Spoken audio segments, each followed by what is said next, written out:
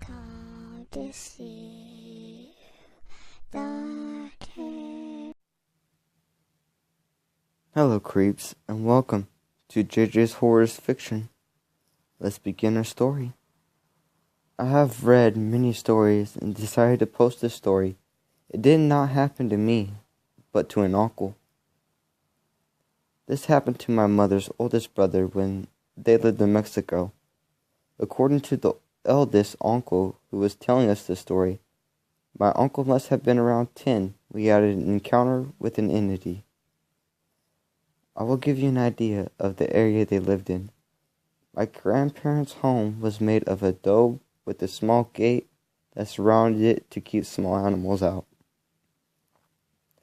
They lived in the countryside, surrounded by beautiful green hills. You had to walk down a hill to take a narrow pathway.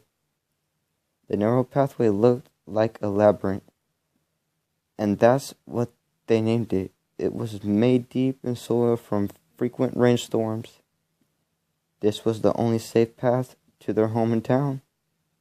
Now to the story. I will be calling my uncle by name.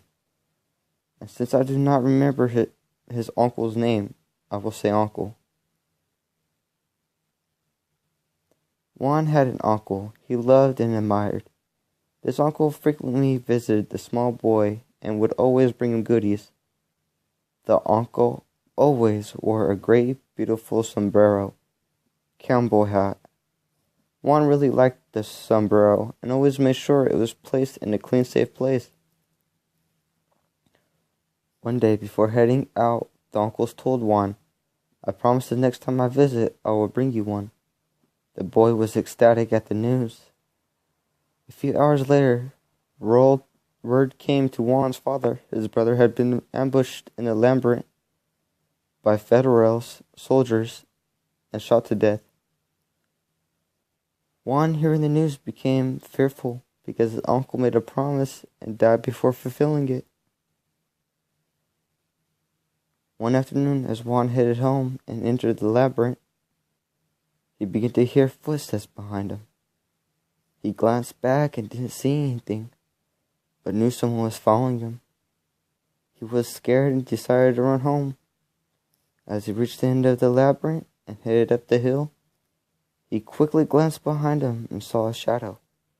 He stopped running as soon as he thought he had enough distance between him and the person following him. He then looked behind him once more, and to his horror, he saw the outline of a man with a sombrero walking towards him. It had no features, and it was black. He ran crying all the way home, and would occasionally look behind him to see the shadow following him. As soon as he crossed the gates and opened the front door to the home, he saw his mother in the kitchen. He ran to her crying and told her, "Mom, something is following me. It looks like a man. I think it's my uncle, but I cannot see what he looks like." His mother headed to the front door and looked outside. She did not see anybody, and told him he probably imagined it. After a few minutes of calming down, Juan peered out the front door and saw the shadow at the entrance of this fence. He was just standing there. He ran to his mother crying and screaming. His mother, irritated and upset, told him, "You tell him he does not owe you anything and to leave you alone." Reluctant, he headed to the front door. The shadow was standing at the gate entrance. One began to scream, "Go away. You do not owe me anything. Go away. Leave me alone. You do not owe me anything. Go." He saw the shadow turn around and head to the hills. As the shadow began to walk away, it vanished. To this day, my uncle refuses to acknowledge that ever happened.